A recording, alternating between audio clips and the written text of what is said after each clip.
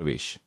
धरती के नीचे की दुनिया, दादाजी की डायरी और रहस्यमयी नक्शा। प्रोफेसर देवदत्त शास्त्री का कमरा हमेशा से ही आम दुनिया से अलग था।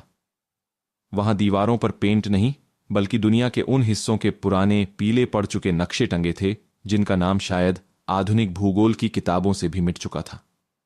कमरों के कोनों में धूल से सनी पुरानी किताबें, अजीबोगरीब पत्थर और प्राचीन काल के कंपास बिखरे रहते थे। देवदत्त जी बनारस हिंदू यूनिवर्सिटी में जियोलॉजी भूविज्ञान के सीनियर प्रोफेसर रह चुके थे, लेकिन उनके विचार हमेशा उनके साथी वैज्ञानिकों के लिए एक मजाक या पागलपन से ज्यादा कुछ नहीं थे। उनका मानना था कि इंसान ने सिर्फ धरती की ऊपरी सतह को देखा है, जबकि असली दुनिया तो हमारे पैरों के नीचे पाताल की गहराइयों में सांस ले रही है। अर्नव अपने दादाजी के इसी कमरे में खड़ा था। खिड़की से आती सुबह की धूप में धूल के कण तैर रहे थे। प्रोफेसर देवदत्त को लापता हुए पूरे 6 महीने हो चुके थे। पुलिस ने अपनी फाइलें बंद कर दी थीं और उन्हें मृत घोषित करने की तैयारी में थी। उनका मानना था कि 70 साल के एक बुजुर्ग वैज्ञानिक किसी गहरी खाई में गिर गए होंगे या किसी जंगली जानवर का शिकार हो गए होंगे, लेकिन अर्नव का दिल यह मानने को तैयार नहीं था। वह अपने दादाजी को बहुत अच्छी तरह जानता था। वे बिना किसी बड़े मकसद के कभी अपनी लैब से बाहर कदम भी नहीं रखते थे। अर्नव ने कमरे की विशाल लकड़ी की अलमारी की ओर कदम बढ़ाया। उसकी उंगलियां किताबों की रीढ़ पर रेंगने लगीं। अचानक एक मोटी चमड़े की जिल्द वाली किताब पर उसकी नजर टिकी। उस पर कोई नाम नहीं था, लेकिन उस पर एक अजीब सा प्रतीक बना हुआ था, 3 त्रिकोण जो एक दूसरे के अंदर समाये हुए थे। अर्नव ने जैसे ही उस किताब को खींचने की कोशिश की, एक भारी क्लिक की आवाज हुई। पूरी अलमारी धीरे से एक तरफ खिसक गई। अर्नव की सांसें थम गईं। अलमारी के पीछे एक गुप्त लॉकर था, जिसके अंदर एक स्टील का बॉक्स रखा हुआ था। अर्नव ने कांपते हाथों से उस बॉक्स को बाहर निकाला। उसमें कोई ताला नहीं था, बस एक अजीब सा घूमने वाला डायल था, जिस पर प्राचीन लिपि में कुछ लिखा था। अर्नव ने अपनी याददाश्त पर जोर दिया। दादाजी अक्सर एक खास तारीख का जिक्र करते थे, वह दिन जब उन्होंने अपनी जिंदगी की सबसे बड़ी खोज की थी। 11 नवंबर। अर्नव ने डायल को 1-1-1-1 सन पर सेट किया। एक भारी आवाज के साथ बॉक्स का ढक्कन खुल गया। अंदर एक पुरानी काले रंग की डायरी और एक अजीब धातु का बना हुआ टुकड़ा रखा था, जो छूने में बहुत ठंडा था। अर्नव ने सबसे पहले डायरी उठाई। पहले ही पन्ने पर दादाजी की जानी पहचानी कड़क लिखावट में लिखा था, जो कोई भी इस डायरी को पढ़ रहा है, चाहे वह मेरा पोता अर्नव हो या कोई और, सावधान रहो। यह कोई कहानी नहीं, बल्कि उस कड़वे सच का दस्तावेज है जिसे दुनिया का विज्ञान स्वीकार करने से डरता है। हमारे पैरों के नीचे एक और दुनिया है, एक ऐसी दुनिया जो करोड़ों सालों से इंसानों की नजरों से दूर फल फूल रही है। वहां रोशनी है, वहां समंदर है, और वहां ऐसे जीव हैं जिन्हें हमने सिर्फ कल्पनाओं में देखा है। मैं पाताल के पहले दरवाजे की तलाश में निकल रहा हूं। अगर मैं वापस ना आऊं तो समझ लेना कि रास्ता बंद हो चुका है, या फिर मैं उस दुनिया का हिस्सा बन चुका हूं। अर्नव के रोंगटे खड़े हो गए। उसने जल्दी जल्दी पन्ने पलटने शुरू किए। डायरी के बीच में एक बड़ा मुड़ा हुआ नक्शा था। यह नक्शा भारत के उत्तर में स्थित हिमालय की वादियों और तिब्बत की सीमा के बीच की एक अनजान घाटी का था। नक्शे के केंद्र में एक लाल बिंदु था, जिसके नीचे लिखा था, crater of Nova, the descent core. यह मुमकिन नहीं है। अर्नव बड़बड़ाया। क्या मुमकिन नहीं है अर्नव? अचानक पीछे से एक सुरीली लेकिन गंभीर आवाज आई। अर्नव चौंक कर पीछे घूमा। दरवाजे पर रूही खड़ी थी। रूही अर्नव की बचपन की दोस्त और प्रोफेसर देवदत्त की सबसे होनहार रिसर्च स्टूडेंट थी। उसने अपनी चश्मा ठीक करते हुए कमरे के अंदर कदम रखा और उसकी नजर अर्नव के हाथ में मौजूद डायरी और उस गुप्त लॉकर पर पड़ी। तुम्हें यहां नहीं होना चाहिए था, रूही, अर्नव ने डायरी को छुपाने की कोशिश करते हुए कहा। मुझे सब पता है अर्नव। रूही ने पास आकर सीधे उस नक्शे पर हाथ रख दिया। प्रोफेसर साहब अपने आखिरी दिनों में मुझसे इसी जगह के बारे में बात कर रहे थे। वे लद्दाख की जांस्कर रेंज के पीछे छिपी एक ऐसी गुफा की बात कर रहे थे जो सामान्य इंसानों को कभी नहीं दिखती। वे कहते थे कि वहां पृथ्वी की क्रस्ट सतह में एक ऐसा छेद है जो सीधे मेंटल मध्य परत तक जाता है। अर्नव ने गहरी सांस ली। लेकिन पुलिस का कहना है कि पुलिस बेवकूफ है, रूही ने उसकी बात काटते हुए कहा। उसकी आंखों में एक अजीब सी चमक थी। वे प्रोफेसर के विजन को कभी नहीं समझ सकते थे।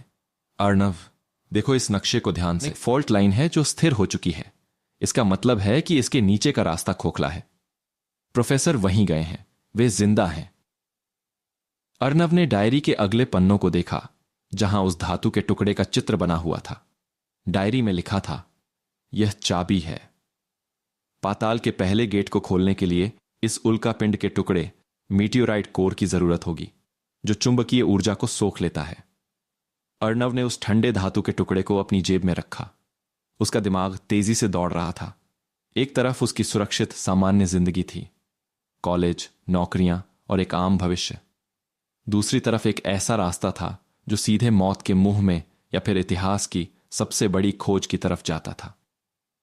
मैं वहां जा रहा हूं, अर्णव ने दृढ़ता से कहा।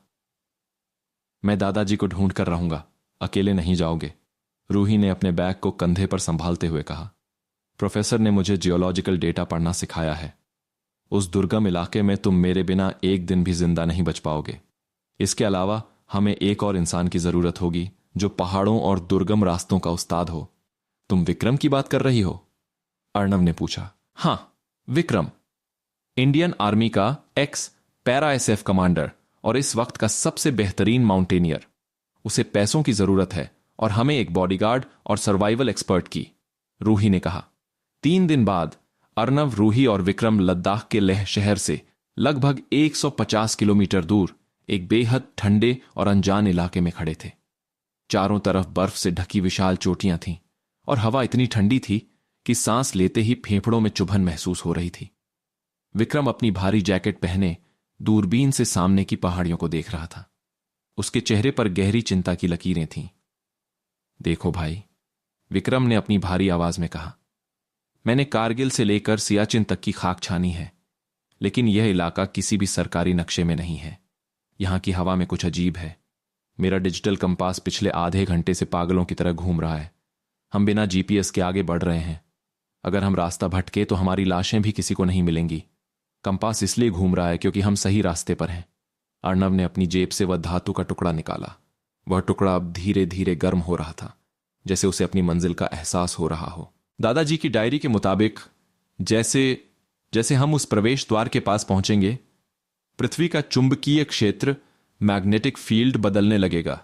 यह विज्ञान के नियमों के खिलाफ है, रूही ने अपने लैपटॉप पर आ रहे एरर मैसेजेस को देखते हुए कहा। यहां गुरुत्वाकर्षण, ग्रेविटी भी थोड़ा कम महसूस हो रहा है। ऐसा लग रहा है जैसे जमीन के नीचे कोई बहुत भारी चीज है जो हर चीज को अपनी तरफ खींच रही है। वे आगे बढ़ते रहे। रास्ता बेहद संकरा और खतरनाक होता जा रहा था। एक तरफ सीधी चट्टान थी और दूसरी तरफ हजारों फीट गहरी खाई, जिसके नीचे बर्फीली नदी बह रही थी। अचानक मौसम ने करवट बदली। आसमान में काले घने बादल छा गए और एक भयानक बर्फीला तूफान शुरू हो गया। तेज हवाएं उन्हें खाई की तरफ धकेलने लगीं। जल्दी करो, हमें कहीं छुपना होगा, विक्रम चिल्लाया। उसकी आवाज तूफान के शोर में दब रही थी। तभी अर्णव का पैर फिसला। वह खाई की तरफ गिरा, लेकिन अंतिम क्षण में उसने एक उभरी हुई चट्टान को पकड़ लिया। उसके हाथ ठंडे पड़ रहे थे और पकड़ ढीली हो रही थी। अर्णव, रूही चीखी। विक्रम ने फुर्ती से अपनी सर्वाइवल रस्सी निकाली और नीचे फेंकी। रस्सी पकड़ो अर्णव, हिम्मत मत हारना। अर्णव ने अपनी पूरी ताकत लगाई और रस्सी को पकड़ लिया। विक्रम ने अपनी फौलादी ताकत का इस्तेमाल करते हुए अर्णव को ऊपर खींच लिया। अर्णव बर्फ पर गिरकर हाँफने लगा। उसकी सांसें तेज चल रही थीं, लेकिन जैसे ही उसने सिर उठाया, उसकी आंखें फटी की फटी रह गईं। तूफान की वजह से सामने की बर्फ की एक विशाल दीवार ढह गई थी। उस ढही हुई बर्फ के पीछे एक विशाल प्राचीन मेहराब आर्चवे दिखाई दे रहा था।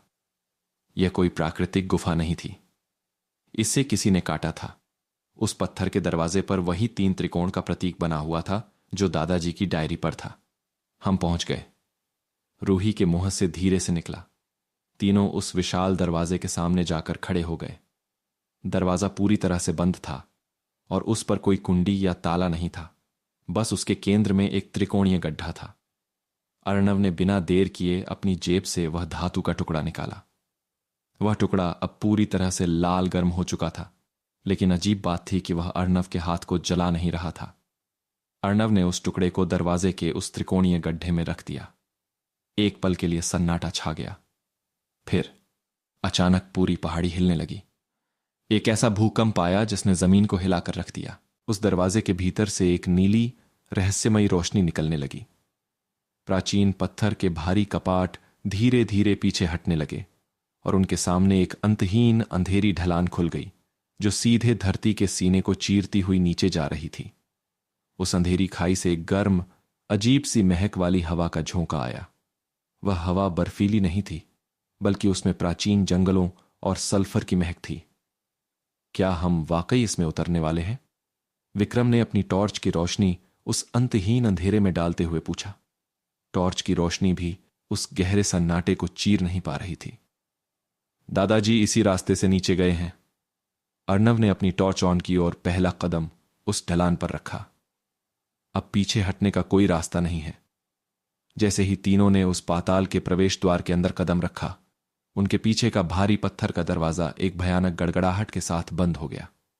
बाहर का बर्फीला तूफान और दुनिया का सारा शोर हमेशा के लिए खत्म हो चुका था। अब वे पूरी तरह से अकेले थे, धरती के नीचे की उस अनजान, खौफनाक और अद्भुत दुनिया में, जहां उनका स्वागत कर